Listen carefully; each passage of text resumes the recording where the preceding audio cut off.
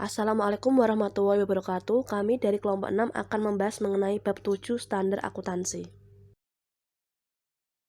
Perkenalkan anggota kelompok 6. 1. Putri Farihatu Zaidah, NIM 2019 12225. 2. Ayu Fajrin Ramadhani, NIM 2019 12227. 3. Eka Laila Rikza, NIM 2019 12238. 4. Areta Praba Mayangsari, NIM 2019 12239. 5. Siti Apriani, NIM 2019 12251. 1. Prinsip akuntansi berterima umum. Dalam praktik bisnis sering disebut bahwa laporan keuangan harus disusun dan disajikan sesuai dengan prinsip akuntansi berterima umum atau General Accepted Accounting Principle atau sering disingkat dengan GAAP, karena prinsip tersebut akan menentukan kualitas informasi yang disajikan dalam laporan keuangan. GAAP didefinisikan sebagai sekumpulan konsep, standar, prosedur, metode, konvensi, kebiasaan, dan praktik yang dipilih dan dianggap dapat diterima secara umum sehingga dijadikan pedoman umum dalam menyusun, menyajikan, dan menginterpretasikan laporan keuangan dalam lingkungan tertentu. Dalam berbagai hal, GAAP mengandung suatu konsensus yang mana prinsip-prinsip tersebut tergantung pada pernyataan seperti penerimaan umum dan dukungan otoritas yang kuat yang tidak didefinisikan secara jelas. Salah satu cara yang dapat digunakan untuk mendefinisikan istilah penerima umum adalah dengan menggambarkan kondisi-kondisi yang melandasi metode akuntansi keuangan sehingga dapat berterima umum. Skinner 1972 menyatakan metode akuntansi harus memenuhi kondisi berikut. Yang pertama, metode tersebut dapat diterapkan pada berbagai kasus sesuai dengan kondisi lingkungan. Yang kedua, metode tersebut mendapat dukungan dalam bentuk pengumuman dari komunitas akuntansi profesional atau badan otoritatif lainnya, semacam komisi pasar model di Amerika Serikat. Yang ketiga, metode tersebut mendapat dukungan dari berbagai pemikir dan akademis di bidang akuntansi dalam bentuk tulisan. 2. Standar akuntansi. Pengertian standar akuntansi. Standar akuntansi merupakan pernyataan resmi yang dikeluarkan badan yang berwenang. Maka, standar akuntansi adalah bagian dari prinsip akuntansi berterima umum. Standar akuntansi memberikan aturan-aturan umum yang bersifat praktis untuk membantu pekerjaan akuntan. Secara umum, dapat dipahami bahwa standar akuntansi selama ini mendominasi pekerjaan umum. Standar tersebut akan terus berubah, dihapus, atau ditambah. Standar akuntansi diharapkan dapat diterima secara umum sebagai aturan-aturan perusahaan dan didukung oleh adanya sanksi bagi mereka yang tidak mematuhi. Arti penting standar akuntansi. Ada beberapa alasan yang menyebabkan penentuan standar memiliki peranan penting dalam penyajian laporan keuangan. Alasannya adalah 1. Memberikan informasi akuntansi kepada pemakai tentang posisi keuangan, hasil usaha, dan hal-hal yang berkaitan dengan perusahaan. Informasi tersebut diasumsikan jelas, konsisten, dapat dipercaya, dan dapat dibandingkan.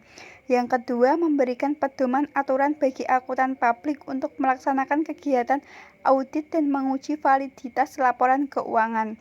Yang ketiga, memberi data dasar bagi pemerintah tentang berbagai variabel yang dipandang penting dalam mendukung pengenaan pajak, pembuatan regulasi, perencanaan ekonomi, dan peningkatan efisien dan tujuan sosial lainnya.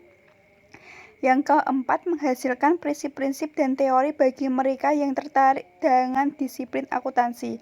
Jadi, intinya, standar akuntansi diharapkan menjadi pedoman bagi penyusun laporan keuangan atau manajer, pemakai laporan keuangan, dan auditor dalam memahami dan memverifikasi informasi yang tersaji dalam laporan keuangan. Dengan menggunakan standar akuntansi yang sama, diharapkan berbagai pihak yang berkepentingan tersebut dapat memahami laporan keuangan dari sudut pandang yang sama, sehingga tujuan pelaporan keuangan tersebut dapat dicapai.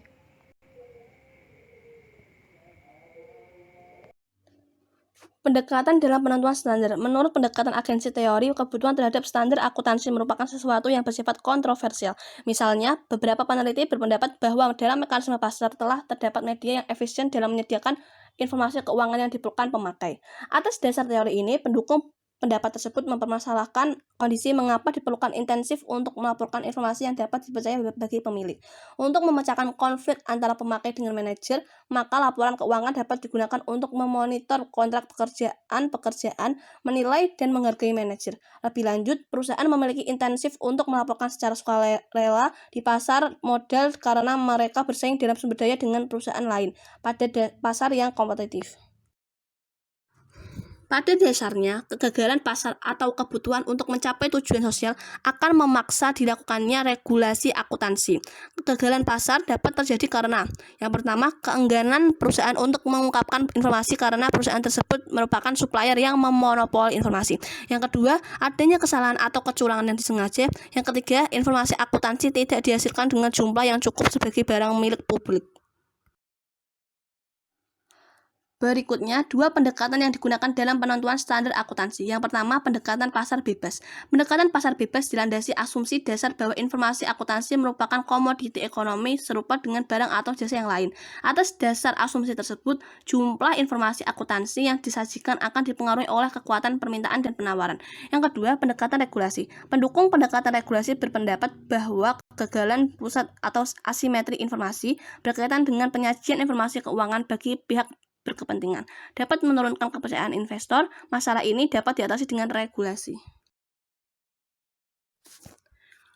Faktor kegagalan pasar. Yang pertama, pengendalian monopoli terhadap informasi oleh manajemen. Yang kedua, hipotesis investor naif. Yang ketiga, fiksasi fungsional. Yang keempat, angka-angka yang menyesatkan. Yang kelima, keragaman prosedur. Yang keenam, kurangnya objektivitas. Atas dasar faktor kegagalan pasar tersebut, pendukung pendekatan regulasi berpendapat bahwa pendekatan pasar tidak efektif, sehingga pendekatan regulasi merupakan sarana yang dapat digunakan untuk output akuntansi. 4. Teori regulasi. Dalam proses regulasi yang dinamis, terdapat proses penyesuaian yang berlangsung terus-menerus terhadap kebijakan atau standar sesuai dengan perubahan permintaan dan penawaran. A. Bentuk teori regulasi. Ada dua kategori teori regulasi dalam industri tersebut. 1. Teori kepentingan publik. Berpandangan bahwa regulasi diperlukan sebagai tanggapan atas permintaan publik terhadap perbaikan praktik pasar yang tidak efisien dan tidak adil. Teori tersebut pada dasarnya dibentuk untuk melindungi dan memberi manfaat kepada publik. 2. Teori kepentingan kelompok.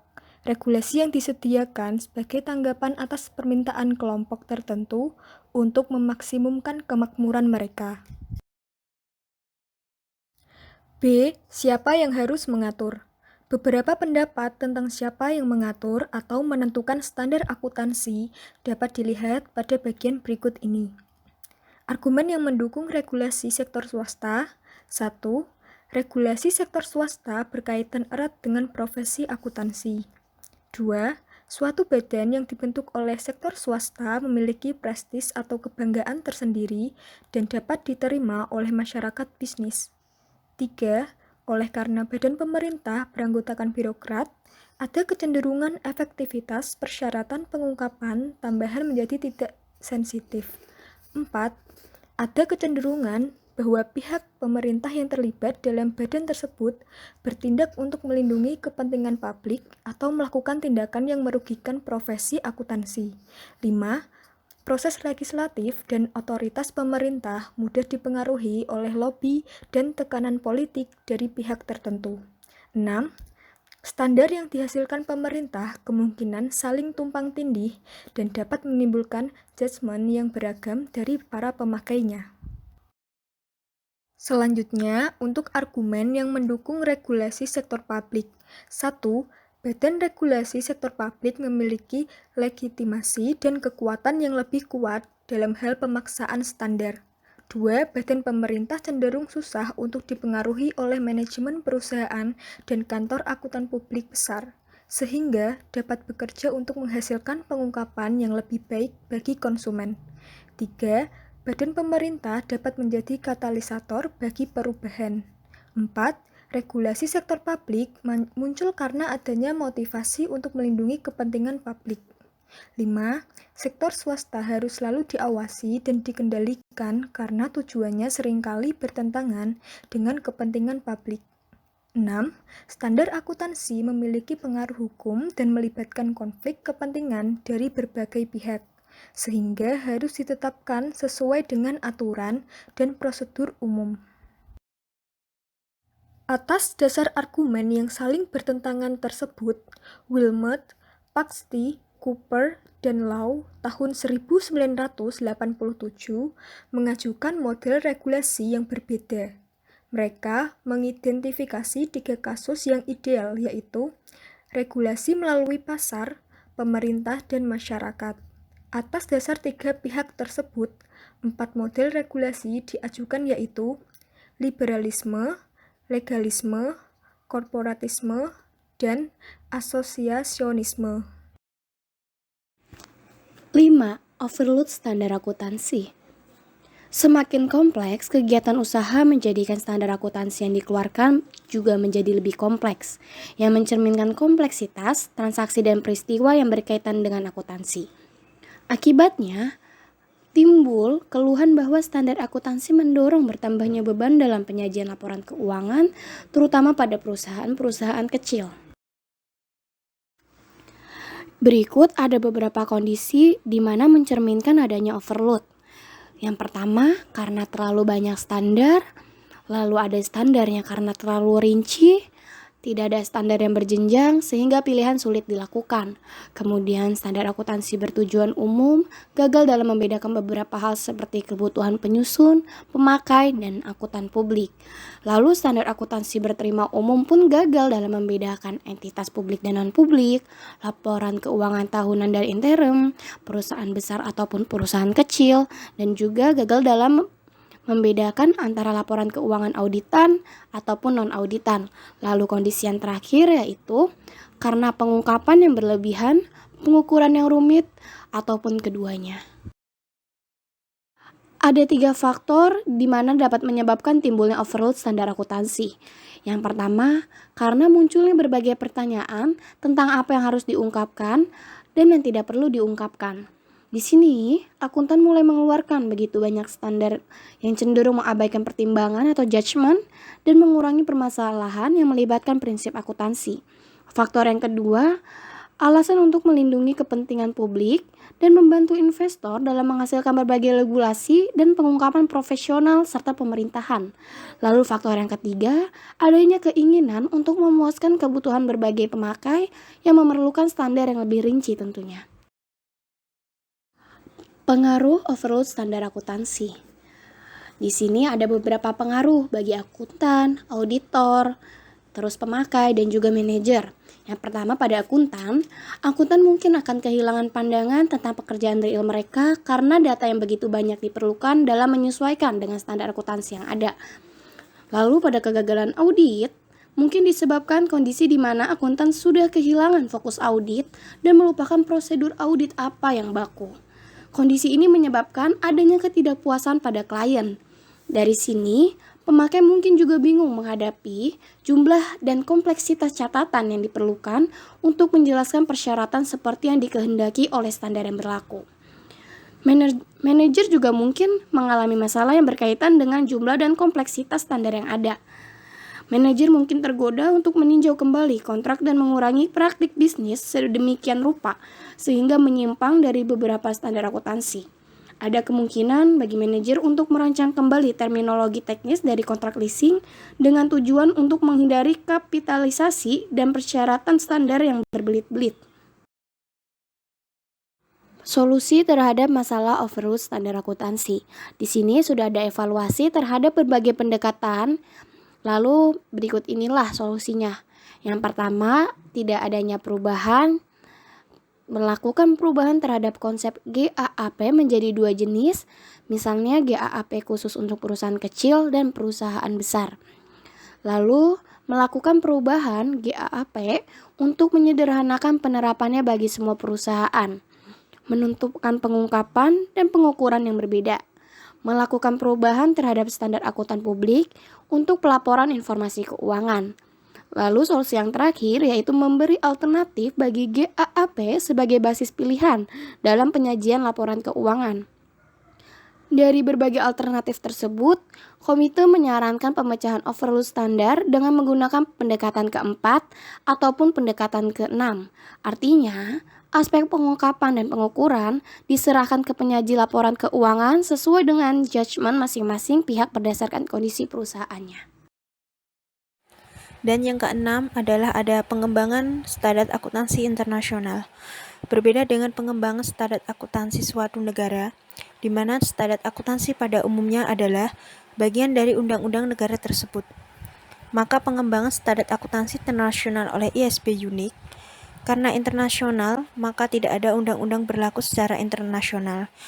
Sehingga pengembangan standar akuntansi internasional bebas dari pengawasan suatu negara tertentu. Bahkan harus mencari legitimasi dan otoritas dengan melakukan konsultasi kepada berbagai pihak. Di dalam pengembangan standar akuntansi internasional itu ada beberapa hal yang berkaitan. Yang pertama ada dua proses. Dua proses IASB dalam pengembangan standar akuntansi internasional dilakukan dengan tahapan yaitu sebagai berikut. Yaitu yang pertama ada agenda discussion, dan selanjutnya ada start work on issues board debate text preliminary views.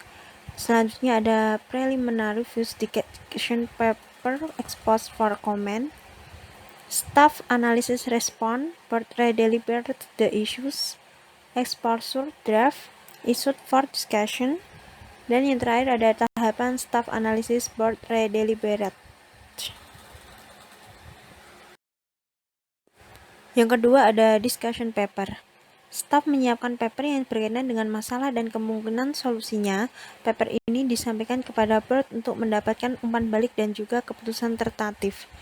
Proses ini juga akan menghasilkan preliminary review discussion paper, yaitu kadangkala setelah publikasi discussion paper, IASB akan mengadakan pertemuan ke berbagai negara, yaitu khususnya mengundang orang-orang yang sudah memberikan komentar yaitu lewat surat. Yang ketiga ada exposure draft. Ketika waktu komentar discussion paper sudah habis, maka staf mulai memproses dan menganalisis komentar dan tanggapan dari discussion paper.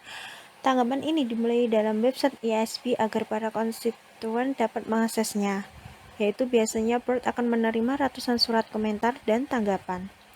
Staf langkah berikutnya akan mulai menguji kembali semua isu dalam discussion paper dan menanyakan kepada board untuk mengkonfirmasi preliminary views atau menyarankan untuk merubah views. Selanjutnya yang terakhir yaitu ada standar akuntansi baru. Staff dan board melakukan proses yang sama untuk memberikan komentar terhadap export draft seperti yaitu ketika mereka memberikan komentar terhadap discussion paper. Setelah lewat perdebatan yang mendalam, maka diterbitkan standar baru yaitu dan standar baru juga menyatakan tanggal efektifnya. Sekian presentasi dari kelompok kami. Apabila ada kesalahan mohon dimaafkan.